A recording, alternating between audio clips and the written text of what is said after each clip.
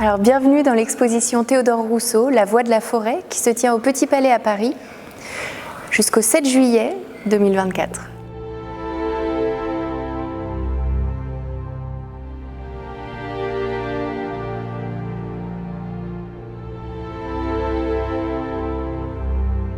Dans cette exposition, les visiteurs vont découvrir les œuvres d'un peintre de paysage du 19e siècle, Théodore Rousseau, qui a traversé le 19e siècle puisqu'il est né en 1812 et il est mort en 1867, donc c'est un peintre du milieu du siècle. Et l'exposition présente à peu près une centaine d'œuvres, des tableaux peints, des toiles, des dessins et également quelques documents d'époque, des archives, des registres de salon, des journaux, des quotidiens du 19e siècle qui permettent de donner un petit peu tout le contexte de la réception de Théodore Rousseau dans son temps. Alors, Théodore Rousseau, c'est un peintre qui est formé d'abord à la peinture de paysages dans l'atelier de Joseph Rémond, qui est un académicien, prix de Rome en paysage historique. Le paysage historique, c'est un prix qui a été créé au début du 19e siècle et qui récompense des peintres qui se forment au paysage historique, c'est-à-dire un paysage où on va inclure une scène humaine, une scène par exemple mythologique ou historique ou biblique. Et donc la nature est une sorte de décor en fait à cette action humaine. Et Théodore Rousseau est formé à cela depuis son très très jeune âge. Et à l'âge de 18 ans, il doit passer le prix de Rome et il va décider de finalement renoncer à ce prix parce qu'il trouve que c'est plus intéressant la nature en soi, en elle-même. C'est plus intéressant d'aller chercher des paysages réels, d'aller au cœur de la nature pour peindre, plutôt que de recomposer un paysage idéalisé, comme un décor presque de théâtre.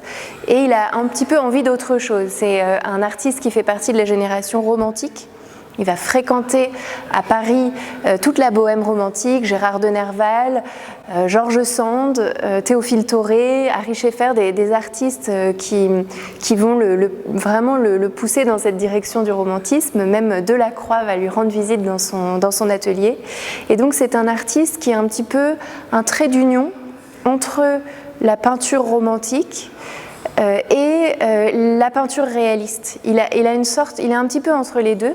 Charles Baudelaire va dire de lui, c'est un naturaliste entraîné sans cesse vers l'idéal. Donc il a un petit peu ce mélange de sentiments, qui est très romantique et en même temps de volonté d'aller au plus près du réel et de peindre la nature telle qu'elle est et non pas idéalisée.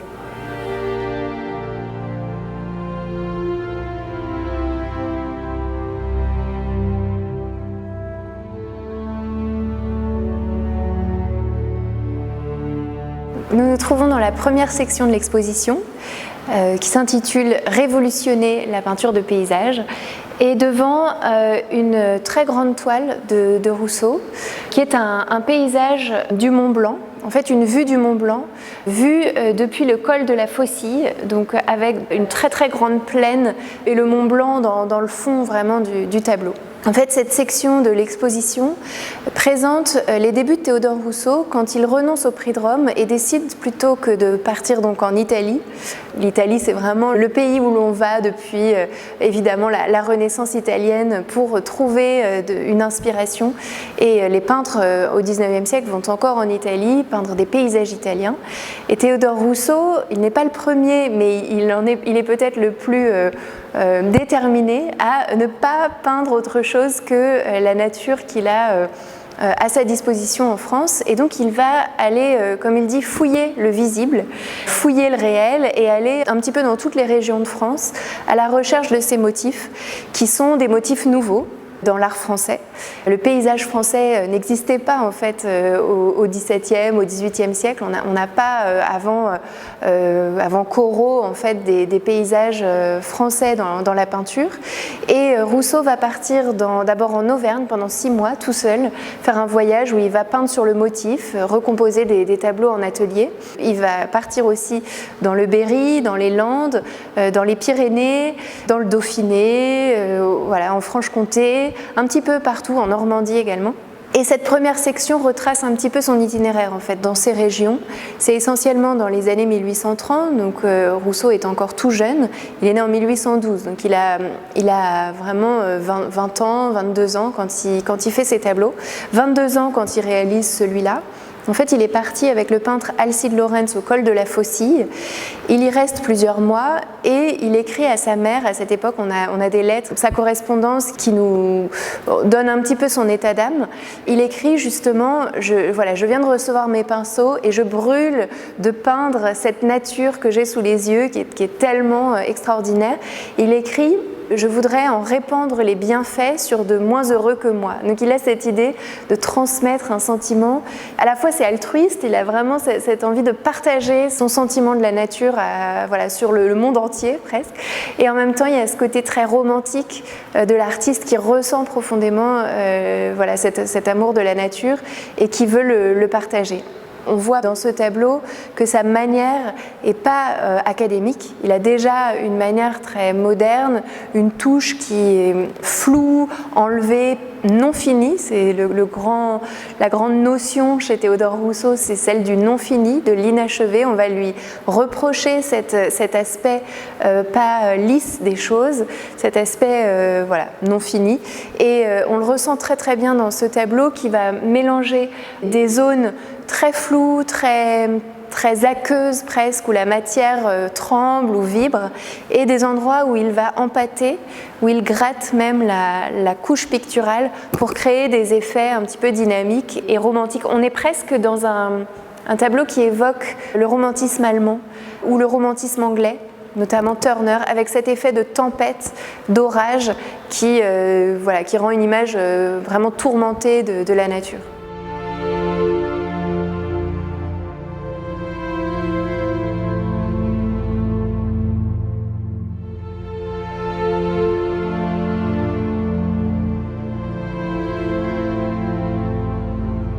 Ici, nous sommes dans la deuxième section de l'exposition, qui est un peu ma préférée, qui s'appelle Le Grand Refusé, Rousseau l'Indiscipliné. On est dans les années 1830 et Théodore Rousseau, qui a commencé à exposer au Salon en tant que tout jeune artiste, va être tout à coup refusé à partir de 1836 au Salon officiel.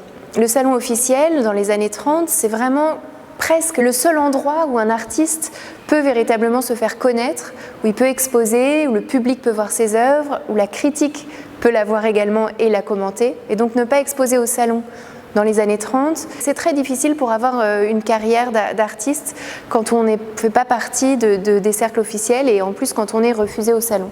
Et Rousseau présente un grand tableau en 1836, sa Descente des vaches, dont vous voyez ici derrière moi en fait deux esquisses, parce que le tableau d'origine, qui est d'un grand format comme celui que vous voyez à droite, est en fait détruit, c'est-à-dire la couche picturale a noirci à cause de l'utilisation d'asphalte par Théodore Rousseau dans sa peinture et de plusieurs phénomènes chimiques qui font qu'aujourd'hui le tableau est tout noir et quasiment invisible.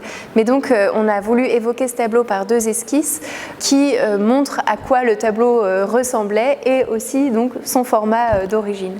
Ce tableau est refusé au salon et Ary Scheffer, qui est un artiste un peu plus établi, artiste romantique, qui a son atelier à l'endroit où se trouve aujourd'hui le musée de la vie romantique à Paris, va organiser une exposition pour soutenir Théodore Rousseau. Donc dans son atelier, il fait exposer la Descente des vaches et fait venir du monde pour faire connaître Théodore Rousseau. C'est la première exposition un petit peu parallèle au salon qui annonce évidemment ce qu'on va connaître par la suite avec les impressionnistes, avec le salon des refusés avant les impressionnistes. Donc il y a déjà un peu cette idée de l'artiste maudit, l'artiste bohème qui est ostracisé du salon de manière injuste.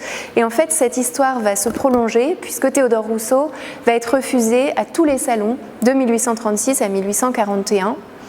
Et à la suite de ça, il va décider de ne plus rien envoyer au salon jusqu'en 1848. On est sous la monarchie de Juillet et il va falloir attendre la République de 48 pour que la réception de Théodore Rousseau se transforme et que Rousseau soit à nouveau accepté au Salon. En fait, il y a une raison à cela, c'est que la peinture de Théodore Rousseau est très ardemment soutenue par les critiques républicains, les critiques démocrates, socialistes comme Théophile Thoré, comme Charles Blanc, comme Sabatier Unger. On a des noms de critiques qui sont tous républicains, donc tous contre le régime actuel, qui est la monarchie de Juillet, et qui essayent d'expliquer que l'art de Rousseau, c'est l'art de l'avenir, c'est le paysage moderne. Et derrière, en fait, il voit des raisons politiques en fait, à cette défense du paysage moderne. C'est qu'il considère que peindre la nature telle qu'elle est, d'abord, c'est peindre quelque chose qui appartient à tout le monde, la nature, et en même temps, c'est un art plus démocratique parce qu'il est plus immédiatement compréhensible par tous. Et donc, ils veulent défendre Rousseau contre l'Académie.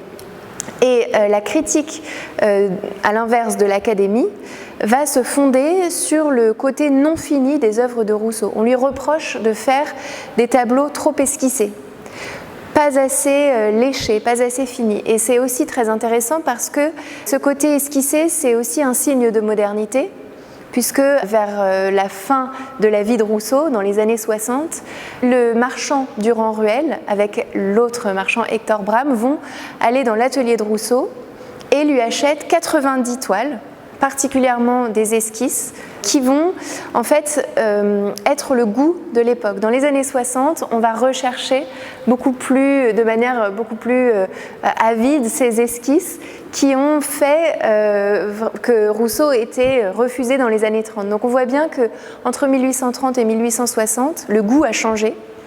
Et on va plus vers un goût qui sera celui de la peinture impressionniste. Donc Rousseau a été en cela une sorte de précurseur des impressionnistes. Il est aussi très différent, hein. C'est pas un artiste qui va peindre des couleurs pures sur sa toile, c'est un artiste au contraire très, très lent, qui va beaucoup retravailler ses œuvres, qui va rechercher le fouillis de la nature, de faire vibrer, de faire, comme il dit, de faire circuler l'air autour de ses arbres. Donc c'est un artiste de la lenteur, un artiste de la contemplation. Il faut contempler longuement ses œuvres pour entrer dedans, à l'instar par exemple de l'allée des Châtaigniers, qui est une allée devant laquelle on se situe et qu'on peut observer des heures, on a l'impression d'entrer dedans, on est aspiré à l'intérieur du tableau. Donc c'est pas un artiste impressionniste, en revanche, il a certains traits qui déjà annoncent ce que va être l'impressionnisme, et notamment ce côté refusé, ce côté non officiel, et puis bien sûr donc le non fini qui caractérise ses œuvres.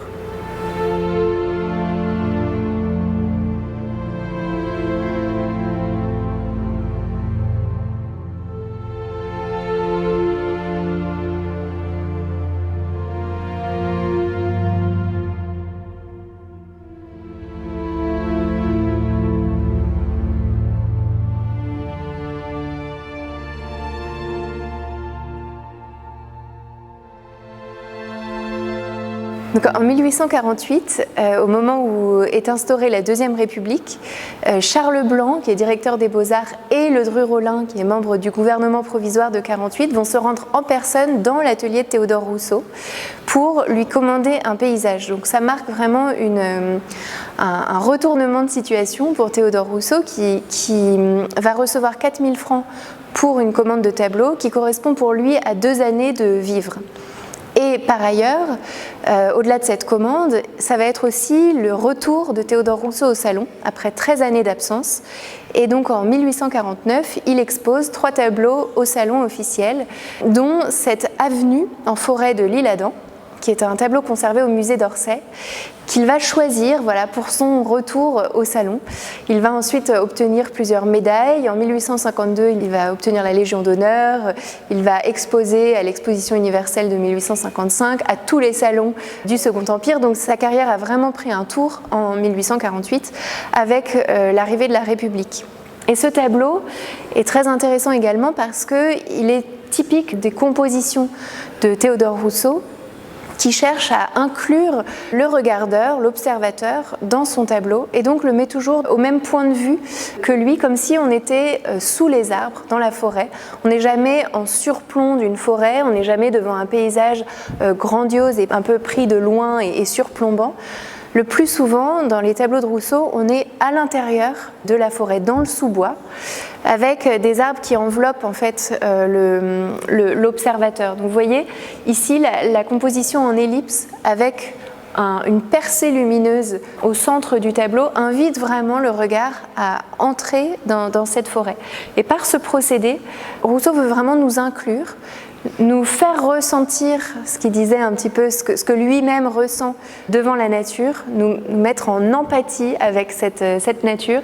Et c'est ces procédés-là qui vont après permettre au public de comprendre aussi le combat de Théodore Rousseau pour la protection de cette forêt. D'abord, il y a vraiment cette idée d'immersion, d'empathie, et puis ensuite de combat.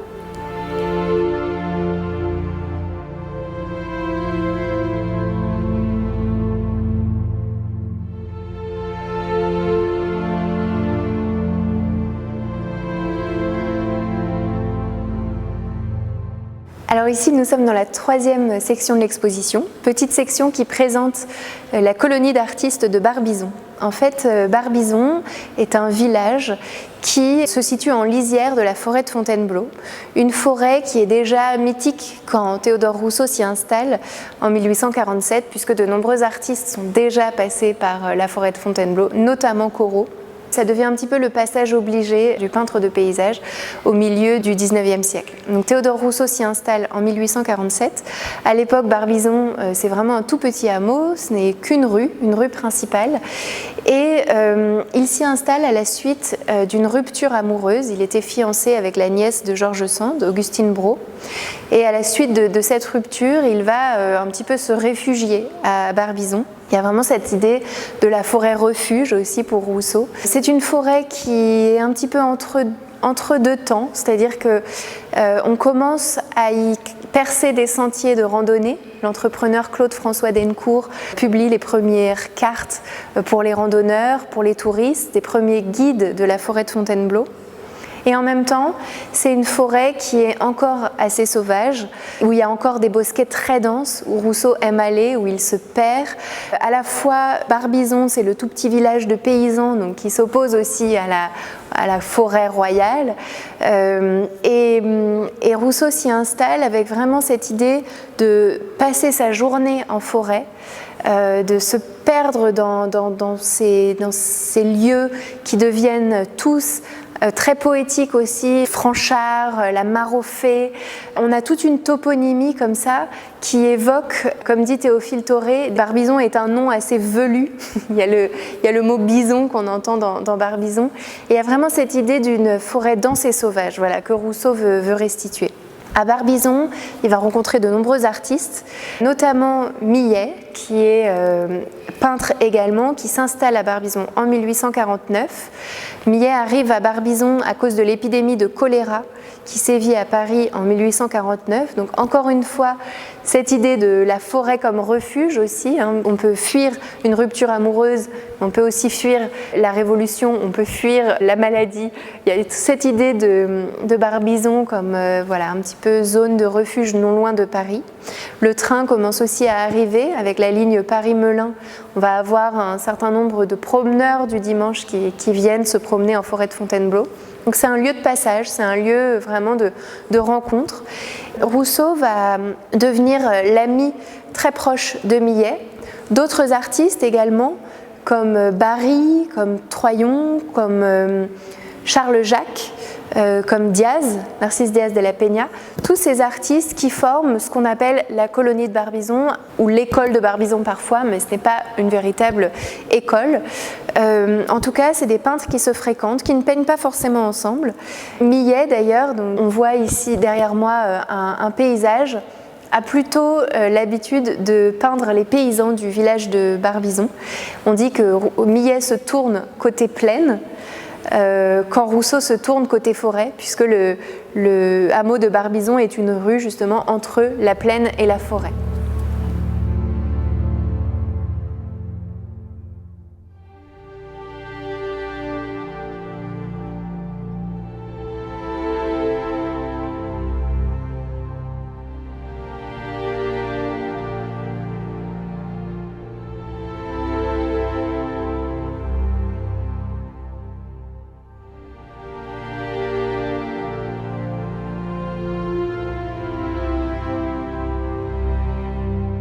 Ici, nous sommes dans la 4e section de l'exposition qui s'appelle Fontainebleau, une forêt refuge. Et notre idée, c'était de montrer le parcours de Théodore Rousseau en forêt, puisqu'il avait l'habitude de l'arpenter de long en large. Il la connaissait très bien, malgré des endroits très denses. Il cherchait d'ailleurs les lieux les plus reculés de la forêt de Fontainebleau. Comme il avait l'habitude de s'y promener du matin jusqu'au soir et à toutes les saisons, on a évoqué dans cette section en fait comme une journée, comme une promenade en forêt du matin jusqu'au soir. Donc on commence par le petit matin et vous allez terminer la section par des couchers de soleil en forêt l'hiver, puisque Rousseau avait pour habitude de s'y promener également l'hiver, ce qui donne des paysages parfois assez lugubres et très romantiques. La forêt de Fontainebleau, par ailleurs, c'est une forêt qui présente des paysages très variés. On n'a pas du tout un seul type de paysage. On a des endroits qui ressemblent à des déserts, des sous-bois, des zones très denses et des clairières. C'est une forêt très variée, la forêt qui les résume toutes. Et je me trouve devant un tableau qui représente les gorges d'Apremont, qui est un endroit que Rousseau apprécie vraiment pour son côté farouche. On voit ici des rochers particulièrement âpres.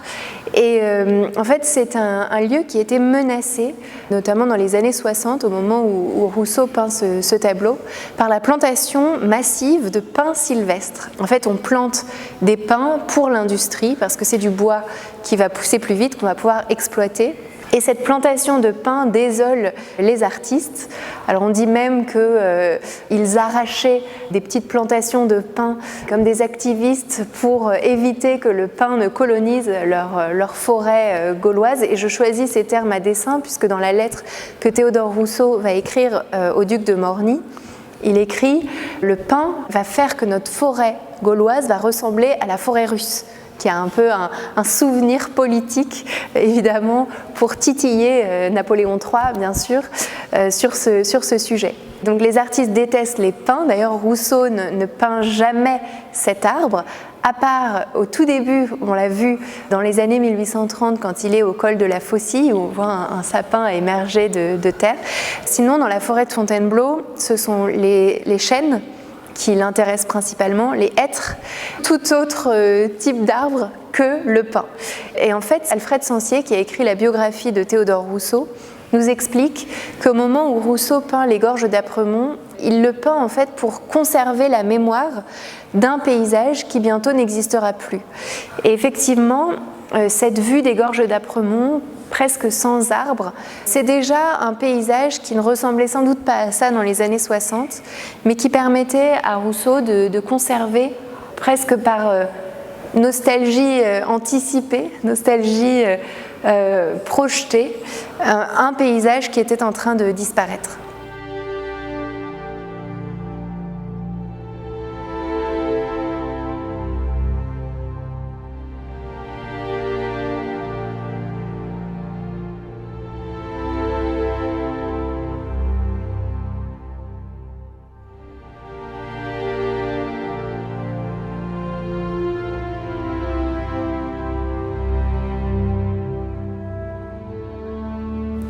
Ici, nous sommes dans la 5e section de l'exposition, intitulée « La voix des arbres », qui nous vient directement de Théodore Rousseau, qui avait dit à Sancier, je le cite, « J'entendais la voix des arbres ».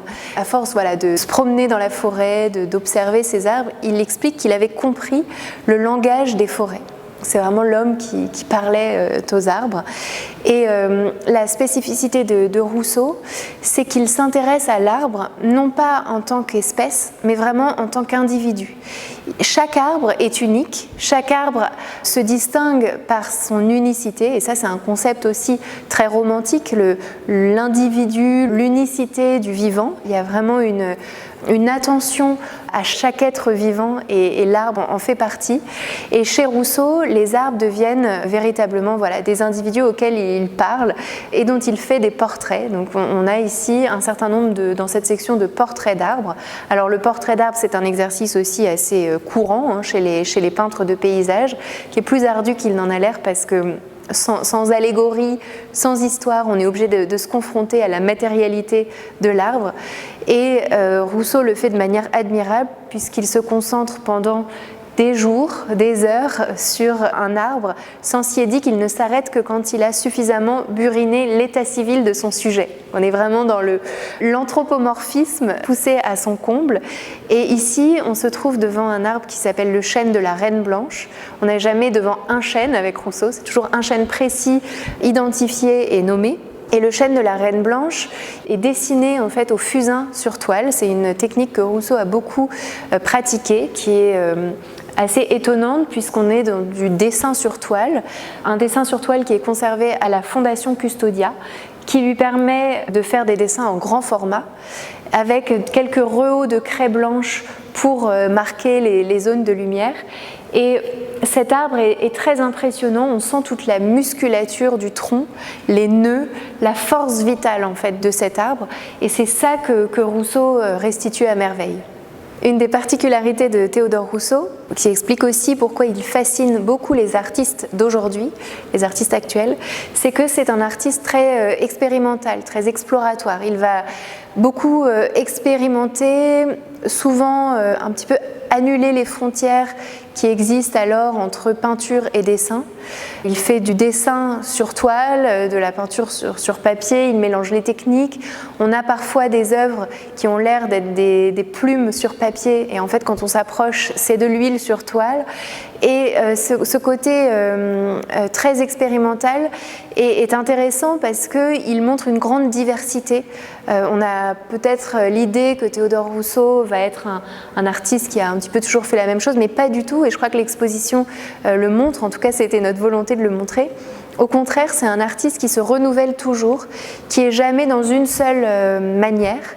Et quand on va lui reprocher de ne pas finir ses tableaux, il va se mettre à faire des choses très très finies, presque par petits points comme ça, vers la fin de sa vie. Ensuite, il revient à son style d'avant. Il mélange vraiment beaucoup de manières.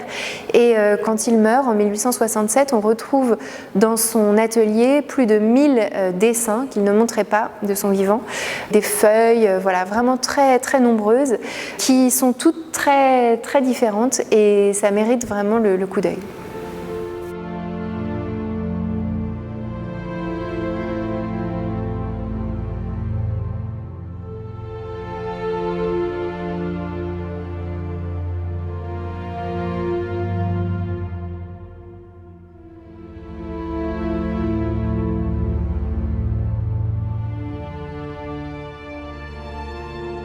Ici, nous sommes dans la dernière section de l'exposition, intitulée « Rousseau écologiste ?» de manière un petit peu provocatrice.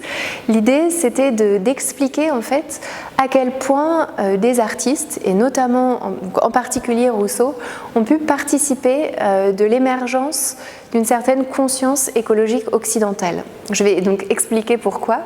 Dès les années 40, un certain nombre d'artistes et d'écrivains se rendent compte que la forêt de Fontainebleau est en péril. En fait, elle est menacée par plusieurs maux, dont on a déjà évoqué quelques-uns de ces maux. Le premier, c'est des coupes massives d'arbres pour l'industrie, puisqu'on est en pleine industrialisation en France qui demande énormément de bois. Et donc Rousseau va assister à de nombreux défrichements, pas seulement en forêt de Fontainebleau, aussi sur l'île de Croissy par exemple.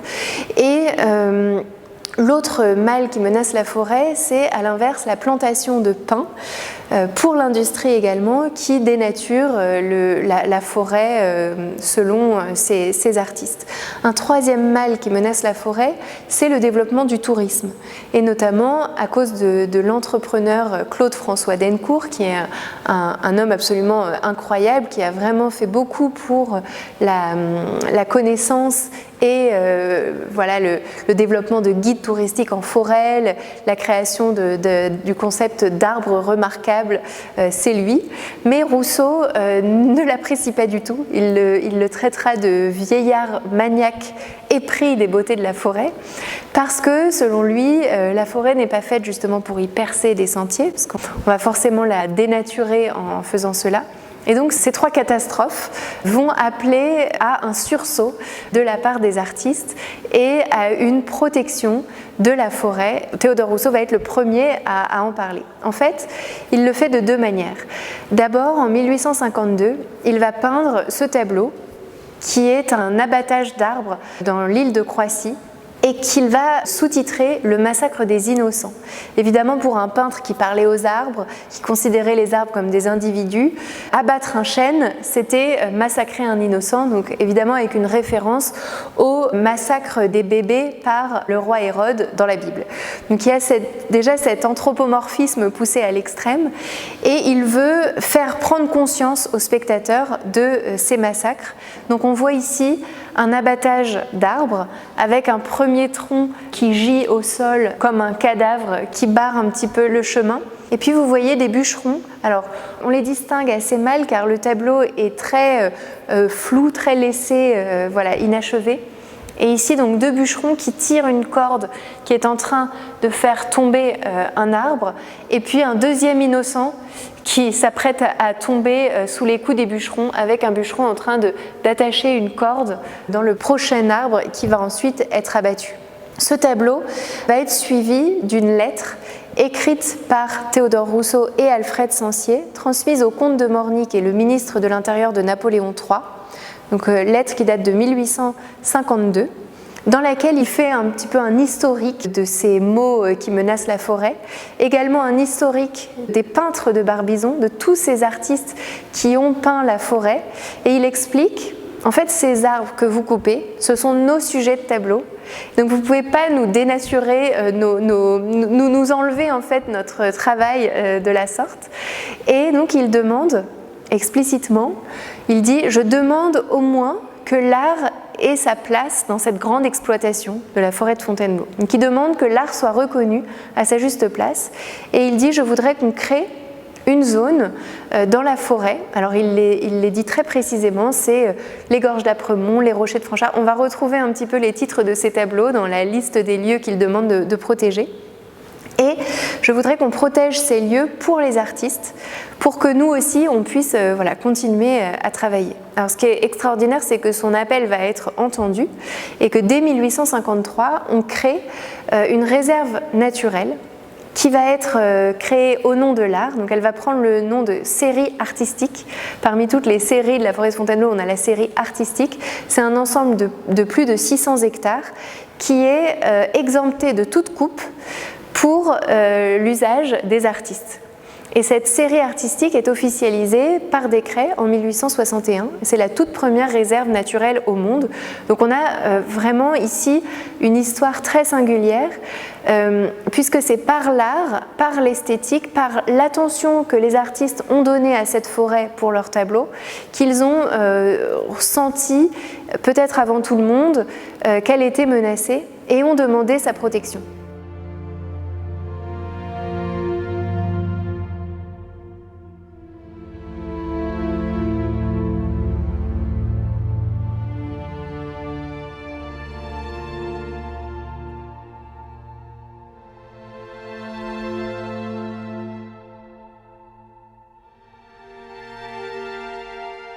Donc après la mort de Rousseau en 1867, va être créé en 1873 le comité de protection artistique de la forêt de Fontainebleau, présidé par Millet. Et ce comité va créer une nouvelle pétition. En fait, c'est le début d'une longue histoire pour la protection de la forêt de Fontainebleau que Rousseau a initiée et qui va se prolonger après sa mort. Et cette nouvelle pétition va être signée notamment par George Sand, par Victor Hugo, par Monet également, par Rosa Bonheur. Il y a vraiment une suite en fait de cette histoire de la forêt de Fontainebleau et de sa protection. Et donc on a voulu évoquer en conclusion de cette exposition l'histoire de la forêt depuis le 19e siècle et jusqu'à nos jours, et notamment l'histoire des liens des artistes avec la forêt et de sa protection, puisqu'elle est aujourd'hui candidate au patrimoine mondial de l'UNESCO. L'exposition se termine le 7 juillet. Il y a encore quelques conférences liées à l'exposition dont vous pouvez retrouver le programme sur le site internet du Petit Palais, notamment une conférence avec Chantal Georgel, une conférence de Chantal Georgel qui est la grande spécialiste de Barbizon, de Millet, qui a écrit un passionnant article dans notre catalogue.